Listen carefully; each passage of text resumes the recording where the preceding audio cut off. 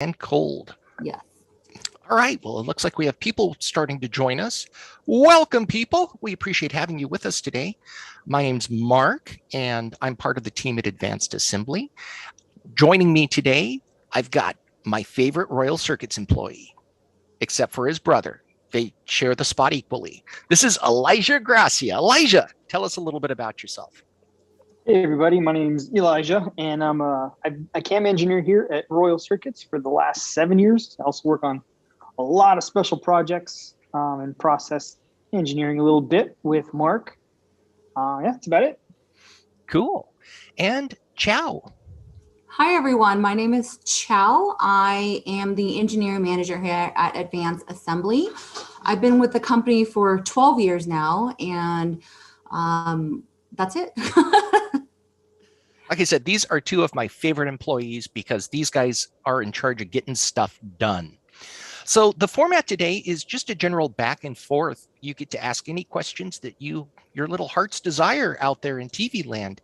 If you want to know how to make your boards better, faster, cheaper, smaller, larger, more expensive, I mean, you get to ask whatever it is that you want to ask. We just ask that you use the Q&A box below. So with that, if our participants have anything, I'll give you a moment to type them in while I start off the questioning, but this is really all about you guys today. So first question, what are your biggest showstoppers when it comes to PCB design? What are your pet peeves? What stops a project in its track that really doesn't need to? Who wants to go first? Elijah, go first. Sure. I think our biggest stopper for us is almost a good 90% of our holds is just the customer not providing a fab print or a README file, which is just going to have their basic information as far as their finish, their LPI and silkscreen color, their board thickness, their copper weight, stuff like that. Simple things that we have to verify and make sure we have that info before we can even begin production. So if we can just get something as simple as a README file, which is just a text document that says, hey, my board is 4 layers, 062 thick, using 1/2 ounce copper, ENIG finish. I want my board green and white. Hey, that's a huge helper. It's going to stop most of our holes. And Chow? On the assembly side, align with what Elijah said, we just need all of the files up front. And so when customers go and quote with our sales team, they don't think that you don't really need the XYRS files for that particular process.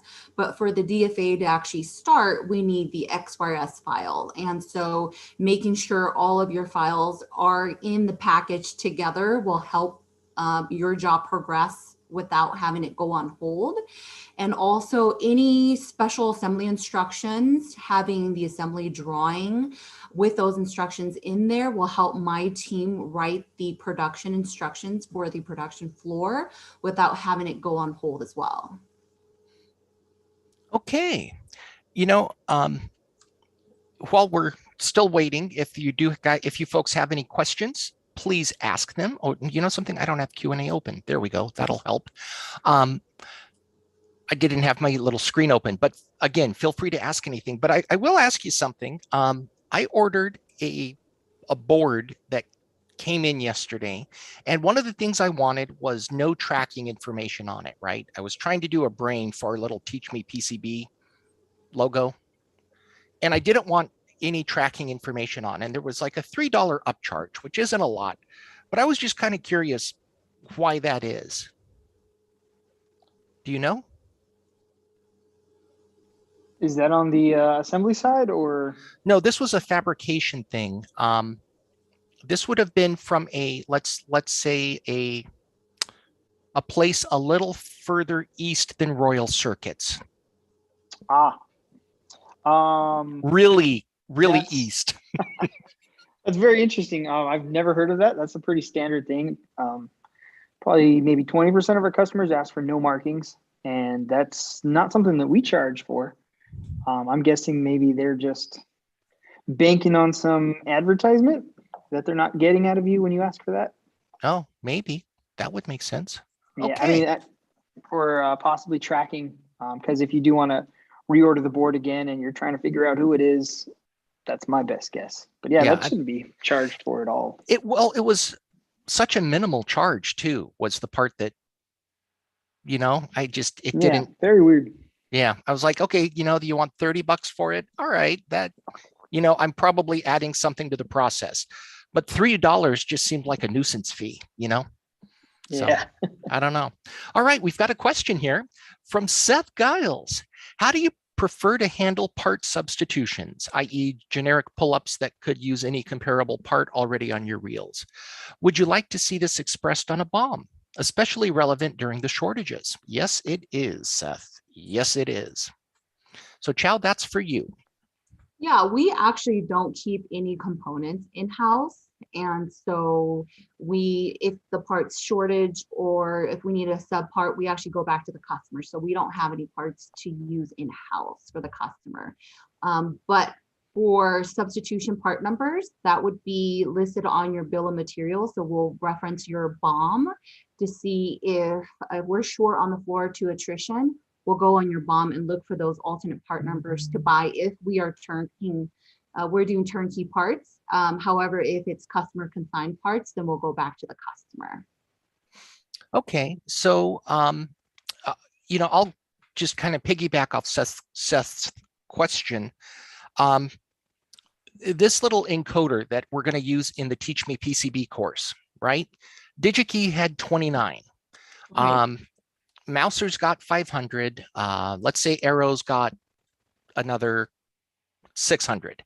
So if I want to get all of those to get my board count to 1,000, I'm going to have 3 different MPNs, but it's really the same exact part. It's just, different distributors have bought it from China and put their name on it. How would I relay that to you? So you could, like I said, you can put it in your bill of materials, or you can actually send it through email.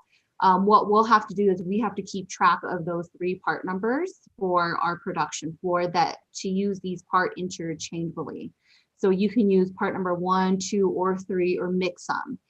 Some customer have a preference of using part number 1 first, and then part number 2 second, and then part number 3 third. And so in those instances, we do have to keep track of these serial numbers that those parts go on.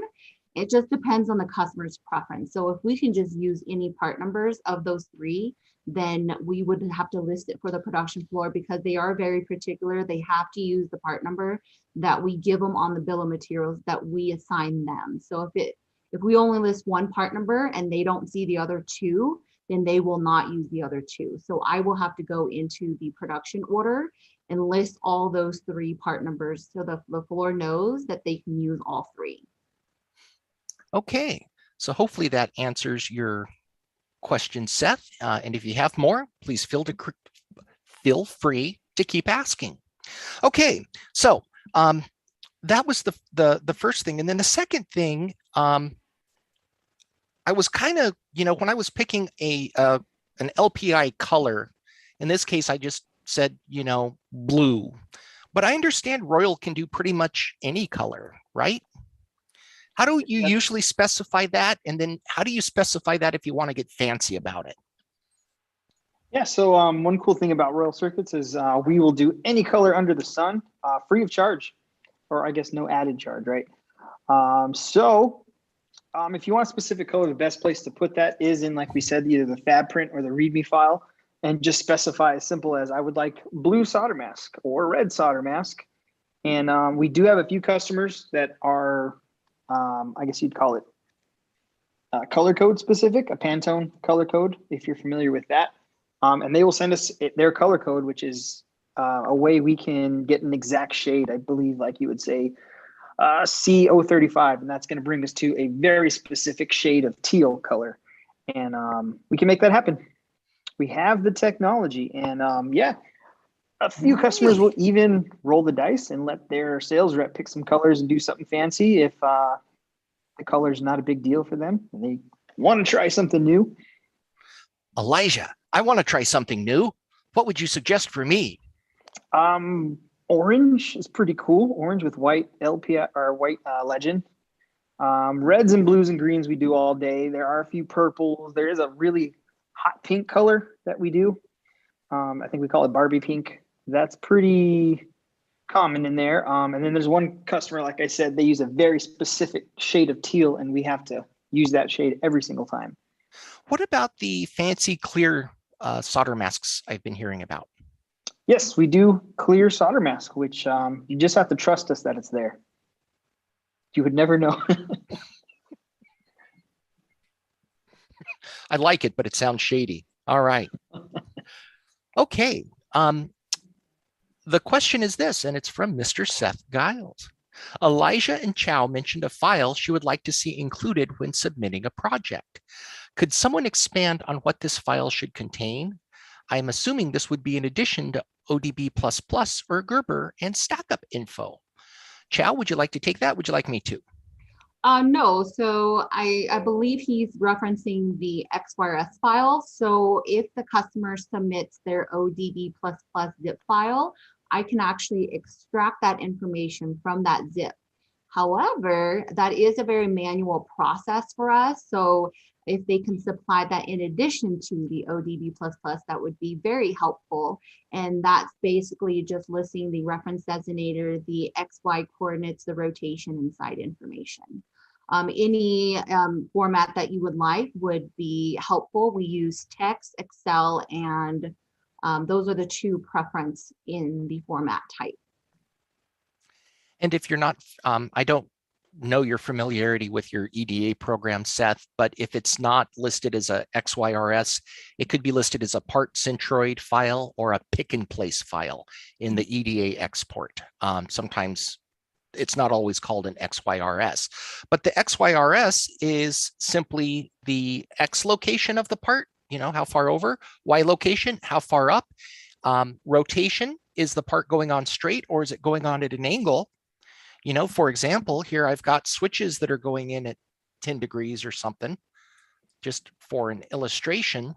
You can see how that's clearly, you know, not straight up and down when this thing's in compared to the other parts. And then side, which side it's going on. If you can keep all of your parts on one side, you can decrease the cost to produce your board.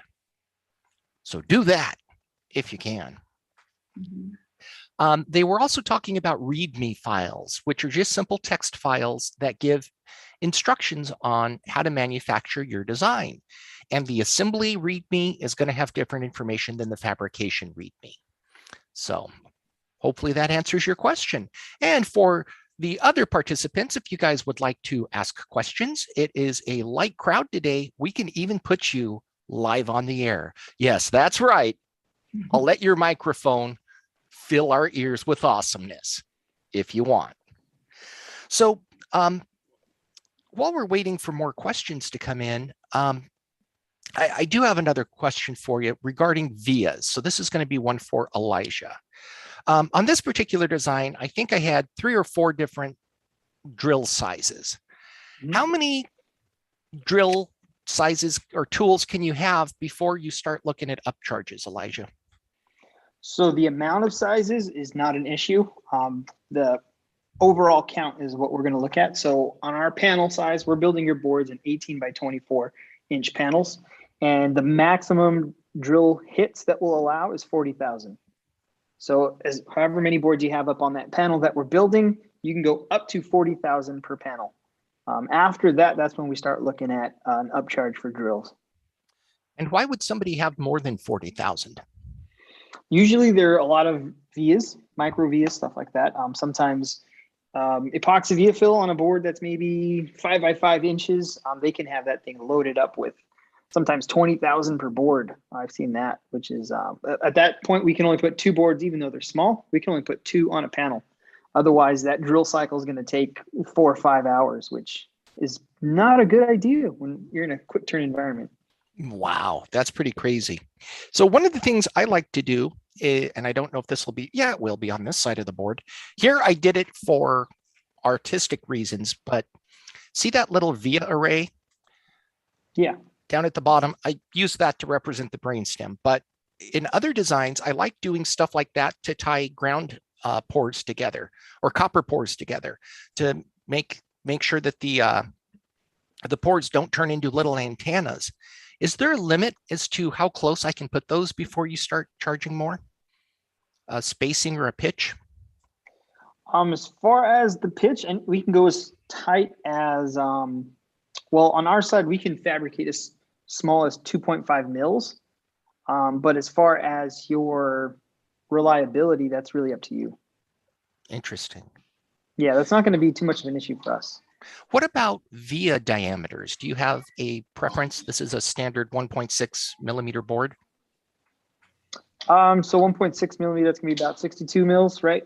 Something, yeah, 62, 63. Yeah, so standard is 10%. So 062 board, we can do a 6.2 drill. I mean, we'll go down to 5.9, but we say 10% of your board thickness is the aspect ratio we'd like to keep our drills at. But that's still a pretty small via. Do you prefer definitely to go larger or? No, because 5.9 mil drill is going to be an everyday thing in our shop. It's running all day, every day on almost every single job. So something we're definitely comfortable with. If you have smaller, there's ways to do it, but I mean, it starts getting pretty pricey. Okay, cool. And again, for those attendees out there, if you have any questions, we are here today for you. We've got another one in from Seth. Would you prefer to see a designer submit a board pre-tabbed with mouse, bytes, etc. in 18 by 24, or would you prefer to do that in-house? If you would prefer the designer to handle this, do you have preferred templates? I would prefer to do it myself. It's a very simple, easy script that we have in our software. As far as if you're going to do it yourself, the only rule that I would follow is one tab every 2 inches. That usually helps just for your assembly side. Even then, it's not really a big rule. The only time we would like a customer to do it themselves is if they have a component that's going to be hanging off the panel or off of their board a little bit, and they're going to need to create some wiggle room and create space so that their component can still fit on while in the array. So Elijah, you said the mouse bytes every 2 inches on center. I also brought up the graphic that you and I created together with the drill holes and everything. Do you want to talk a little more about that? Yeah, so if that's what you're talking about, as far as the details of our mouse bytes, by standard, we'll use 20 mil non-plated holes that go about 0.76 apart from each other, and we'll throw 5 of them together. And it's really up to you as far as where you want to place them, but our standard is going to be, I believe it's about 50 mils away from your board outline. That just will create that little groove on the edge once it's cut out. And different customers have different ways of removing those. And then we're by standard going to use a 100 mil router bit around the edges. That gives you enough of a tab to stay on while you're doing the assembly process, but it's still going to be fairly easy to pop it out when you're ready to. Yeah, because it is important that it depanelizes at the right time and not during manufacturing, not the right time.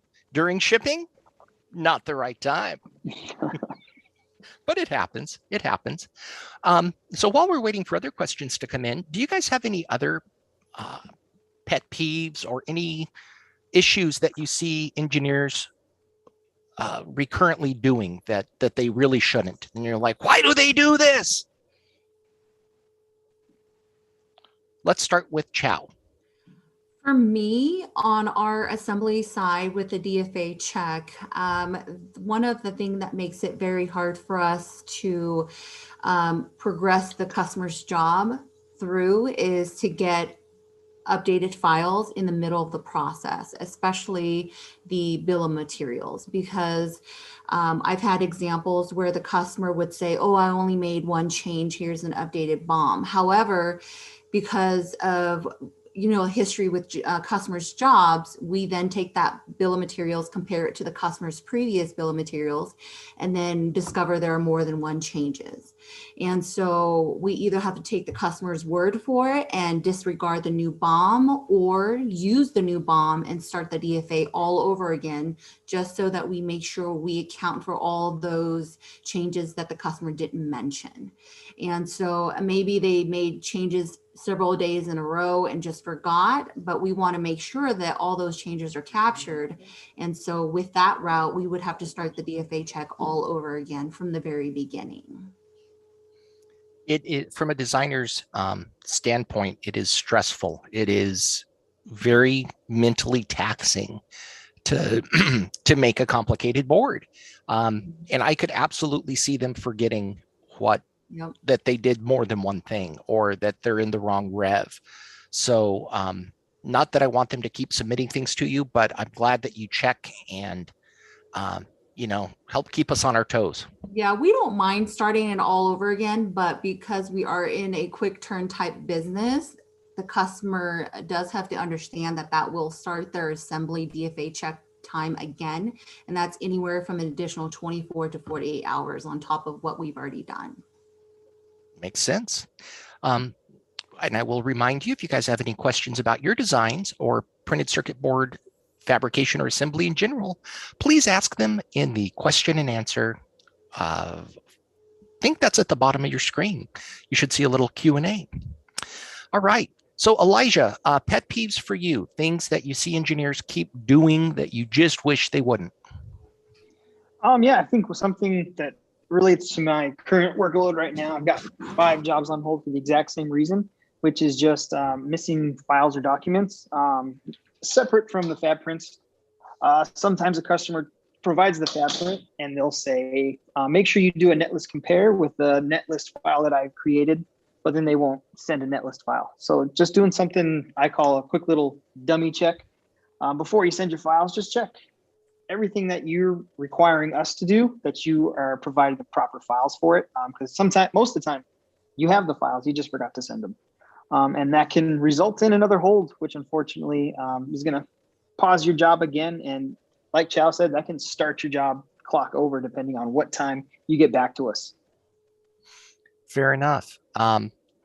Now, when it comes to exporting, it depends on the electronic design and automation, I guess, software that you use. All of them are a little bit different. But sometimes, like you talked about the netlist compare, for the flying probe test, I assume, that isn't something that comes in a standard output. You have to export that separately in a lot of software. Can you tell us what you're looking for in that? Which file format you want? Is there more than one? What do you want there? Yeah, I believe our format that we use is IPC-365A. And that's a format that's going to be extremely easy for us. Or if you're doing an ODB++, that's usually included in that already. And we'll always, if you send both files, Gerber and ODB++, we'll go with the ODB++ because everything's already preloaded, pre-aligned, and so much smoother to work with. What do people typically send you? Gerber's, ODB++, IPC 70, was it 7351? No, that's the footprint. I forget all I'd say it's 50-50 ODB++, and then just straight Gerber files. Okay, but you don't really care which? No, not necessarily. We can work with either one. Okay. Any other things that tend to stop production or that you wish were different? Wish we're different. That's a good question. Nothing that pops off the top of my head other than the problems we just talked about, missing files, missing documents. Okay, we've got another question. Is flying probe test usually an extra charge? No. No extra charge for flying probe. Most shops do charge for test, but not here. And I'm pretty sure we test every board, right? We don't just do a sampling. That is correct. Every single board that comes through Royal, we test just for our personal reasons, making sure we're only sending out 100% working boards. Okay. All right. I've got a question for each of you, and I'm probably going to ask Elijah first this time. But if you could walk into the shop tomorrow and 3 things were different about fabrication and assembly, right? So if you could walk in and not just Royal, but like industry-wide, what 3 things would they be? So I'm going to do, Elijah, what's your first one? And then Chow, what's your first one? Fabrication. Want me to give you a minute to think about it? Yeah, I'm going to need a minute. Okay. So that is a good question. So while I'm giving them a moment to think about that, and I've fried their brains, they don't know I was asking this one, I'm going to talk briefly about finishes. So when you make a board, you can't just leave exposed copper on the surface, otherwise the copper will oxidize. Now, the issue with that is that when you solder things to it, well, you can't, because you can't solder to oxidized copper. So you have to find a way to preserve that surface. And there's a variety of surface finishes that you can use. Some of the things like OSP, organic solderability preservative. Another one is ENIG, electroless nickel immersion gold. You can do Inapig, you can do immersion silver, immersion tin, you can do all sorts of these things, but you have to do something. OSP is probably the cheapest. It gives you a nice planar finish, but the issue is, and I've got another, here it is. I've got another talking aid here right next to me. But the issue with OSP is it's kind of delicate, but it's nice and planar. It's flat, so that when you put your stencil on, this is what I was reaching for, right? Here's the stencil for that board I was just showing you. The stencil, oh, there's Elijah in the reflection. Ah, that's art. So that when you're doing that sort of thing, it's going to flip, it's going to fit, and it's going to be flat, and it's going to make a nice gasketed connection with the board below. Another good one for that is ENIG. ENIG's a little more expensive than OSP, but not much. What you want to stay away from if you're doing template is any non-planar finish, like Hassel, hot air solder level, because the surface isn't flat, this isn't going to sit flat, and then you're not going to get the right amount of solder paste on your boards. All right, that was the Mark's 60-second commercial. Now for the question. What is the first thing that you would change about the fabrication industry, Elijah? Yeah, I think that goes to your last question, which was talking about the arrays. I think allowing us to just take care of the arrays is going to be a huge time saver. Sometimes customers don't necessarily care what their array is going to look like, and yet they're going to give us something very specific to follow, and it's going to take a lot of time to manually do all those things. On top of that, once we get to fabrication, sometimes we find things aren't exactly possible. So we'll usually have to put it on hold at that point, go back to the customer, change it anyways to what we would like to do. And yeah, that's a big time saver for us. Okay, so you would say you don't want customers to make an array ever again? Yes. Okay. That'd be great. Chow, how about with you? I only have two things that I wrote down. The first one would be turnkey components. So pre-COVID, when parts were readily available and buying parts was easier, having us buy parts for the customer makes it so much easier for us because the parts are coming in really clean packages. They're all separated nicely because most consigned kits that we have, if they don't have a designated person responsible for the customer supplied parts, usually when we get the parts in, I've seen it where a customer would literally tape the parts onto a piece of paper.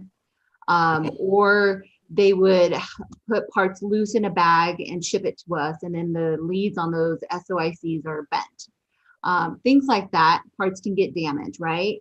And so in a perfect world, in the assembly side, if we can go towards more of a turnkey process for parts, it makes it a lot easier for us.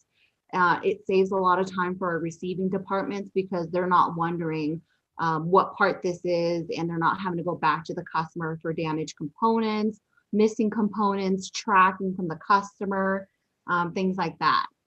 So that would be my number one. That's your number one. All right. Elijah, number two. And again, we're still taking questions if you have any about fabrication. Please ask them in the Q&A below. Elijah, do you have a number two? Yes, number two is going to be stack ups. That's another thing we sometimes run into problems with.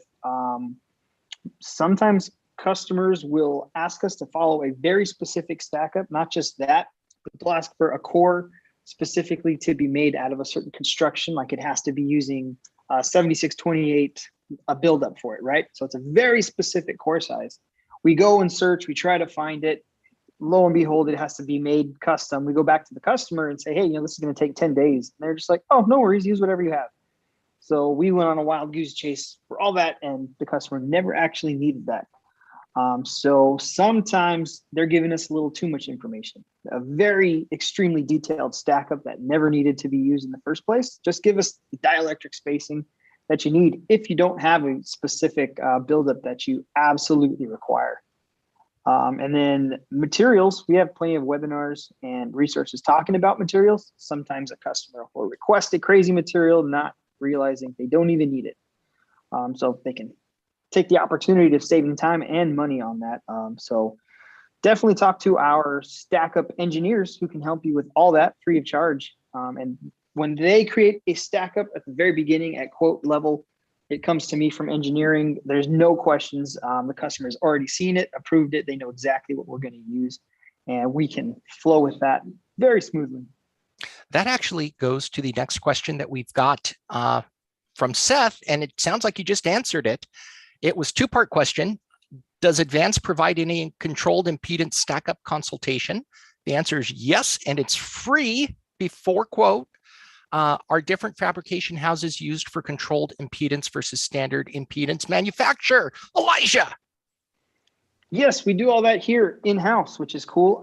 If you have that information ahead of time, you can talk to our stack-up engineer before you even send your files over to production. And they can get you your exact stack up, let you know your tray sizes, your spacing's working, your dielectric spacing is going to be okay. And they're going to solve all those problems ahead of time. If you don't have time for that and you're sending it to us, all of our engineers are trained in building stack ups, creating the right controlled impedance. And we're going to double check all that for you anyways. So we'll let you know, hey, we're going to change your stack up just a little bit to make all of your models work, or we suggest changing your tray sizes. If there's not too many changes, we can do it all on our side. If you got like 32 models of controlled impedance and none of them are working, we'll probably shoot that back to you for you to fix those tray sizes. Yeah. And Seth, based on the way that you asked your question, I just want to clarify something. You're not talking to a contract manufacturer right now. You are on with a fabricator, which is Elijah, right? They make boards, everything from flex, rigid flex, semi-flex, ATE boards that are, this thick. They make the boards in-house. Nothing gets sent out. And then they get shipped over to Advanced Assembly, who puts the parts on.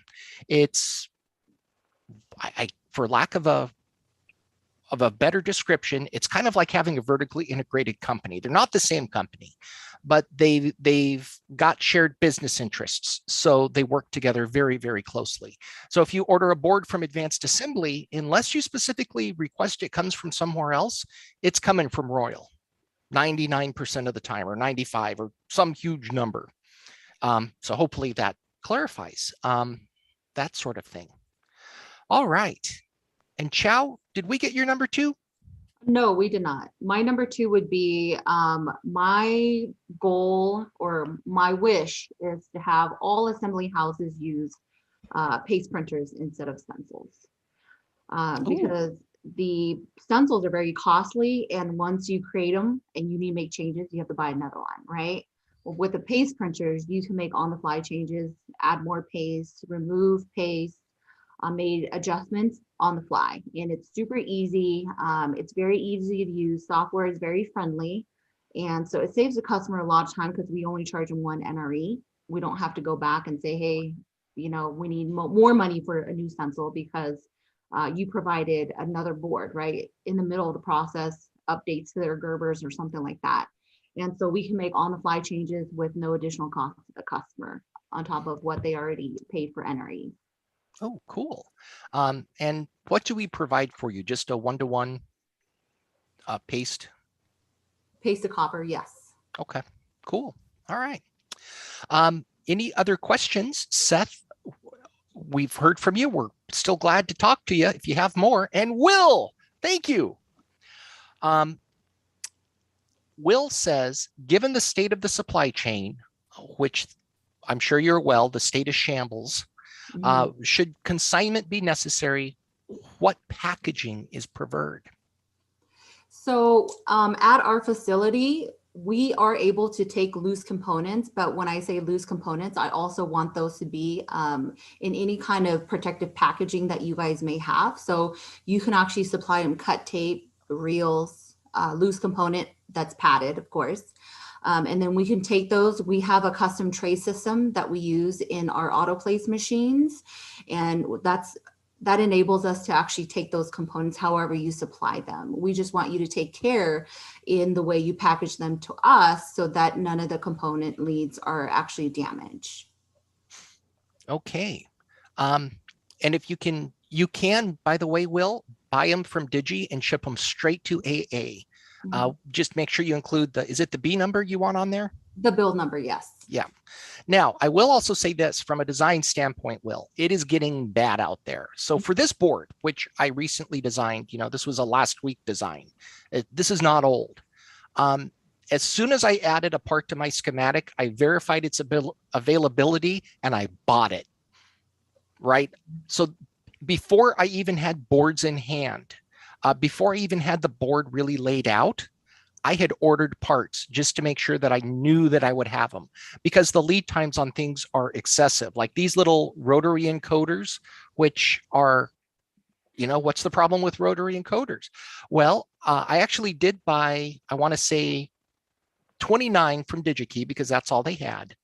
And they shipped me 26 and they said, sorry, there was a miscount on the other 6 and we'll ship them to you. It's our bad. We'll ship them to you when they become available, but they're not going to be available until February of 2022 at the earliest.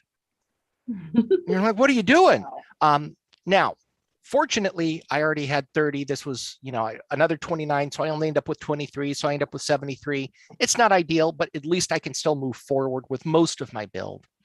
But yeah, it's getting bad out there. So consign, ship them to AA. They will store them in ESD, low humidity environment, and it becomes their responsibility, not yours. And then you never even have to touch them or pay for shipping again. And Mark, what we've also been doing is a lot of our customers will send us just their bill of materials for us to buy all of the parts now, get what we can on order. And then when we actually get a good portion of those parts in-house, that's when we'll start getting the files from the customers, the Gerbers and the X-Bars to actually start the assembly process. So customers have been issuing POs for parts only orders in anticipation that their builds are going to be done in the next few weeks or months. That is so much easier. Let's just do that then. Right. Well, no, the other nice thing too is you guys are DigiKey's and Mousers and Arrows like 5th largest customer. So you get priority, you get white glove treatment. You get things that, me as an individual engineer, I'm not going to get the attention you do. You guys have your own pick teams at these facilities. So that is a good thing to take advantage of. So cool. All right, from Seth. In the event that Advanced handles procurement of components, usually an overhead would be assessed due to drop components, overage, etc. Is it standard practice for the leftovers to be shipped to the buyer along with the finished boards? So what happens to overage? It gets sent to the customer. And so if we buy all those overages and whatever's left, it all goes to the customer because they paid for it. So there you go.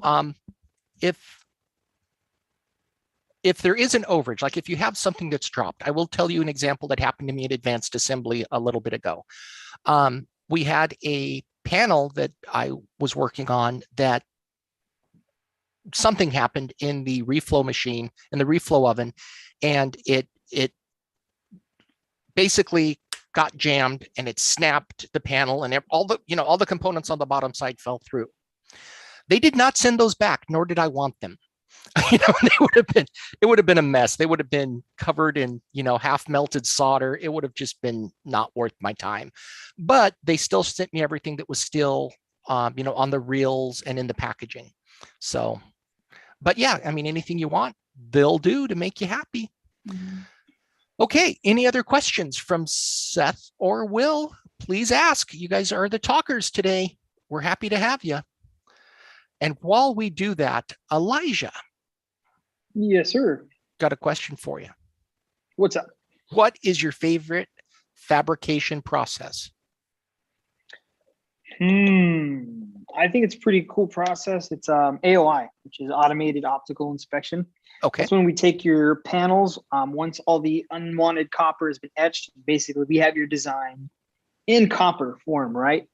And what we're going to do is put it on this machine. It's going to use a camera, and it's going to scan every tiny little speck of lint on your panel, which is cool. And it's going to take that image and compare it with your Gerber data, line them up, and show us where there's any slight deviation. Maybe a pad is just slightly smaller or bigger than it should be. Maybe some copper didn't get removed between two traces. And it's going to show the operator every tiny little difference. Even, like I said, a piece of lint that's on there that didn't get wiped off. And it gives the operator a time to either exit out if there's something that can't be fixed, or if it's just a small little nick of unwanted copper, you can take a razor blade and chuck that off. And yeah, it's a pretty cool process. It's amazing how this camera and computer work and how fast it actually takes a picture and shows the operator sometimes hundreds or thousands of errors. Very cool. Chow, do you have a favorite process? All of it. I mean, it's just fascinating to see, especially because I've been to a few assembly houses. But for us to be able to see going from the DFA, just the files, and then releasing it to the floor, they're going to do inventory of the parts. Then trays are going to be cut, components are going to be stuffed in the trays, reels going to be loaded, parts being placed on the actual boards. And some of these parts are super tiny, like grain of sand. And sometimes I see it as big as my screen on my computer screen. However, when I go out in the production floor, I'm like, these are the parts that are so tiny, don't blow on them, they'll disappear. And so it's just amazing about how these parts are being placed on the boards and to get the final product for the customer and getting it in their hands. The whole process is pretty amazing, actually. I would love to agree with you, but you're wrong. X-ray. X-ray is pretty cool, yes. X-ray is the coolest. It's not just pretty cool. I love 3D X-ray with all spinning around and you're like, oh, that one's my favorite. We have a job for you then, Mark. What's that? To go in our X-ray station. I'll do it. I would so do that in a minute. It looks fun.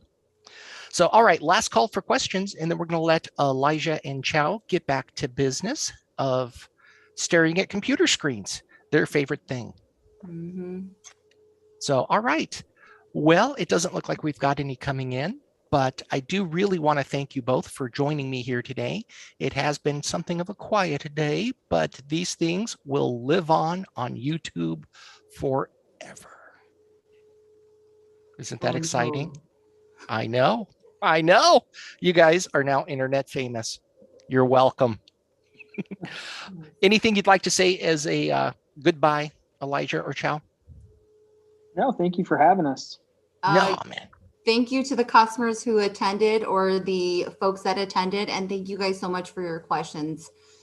It was a pleasure answering them for you. And if you guys have any questions or concerns, you guys can reach out to us with it's particularly like a new design or something, and we can check those files for you before you even book the order. Definitely. Royal and AA offer free engineering services. So if you ever have questions, even if you don't book with us, take advantage of our DFM or our DFA. We can help you with anything that you need. We can also set up custom one-on-one webinars with any engineer in our facility that you might want to talk to. If you want to learn more about a process with your engineering team, just reach out to your local sales representative, or if you don't have one, email sales@royalcircuits.com or sales@aapcb.com. And with that, I would like to thank everyone for joining us today. And I would like to thank Chow and Elijah. Thank you so very much for your time. It's been my pleasure as always, every time I get to see you two. So have a great rest of the day. You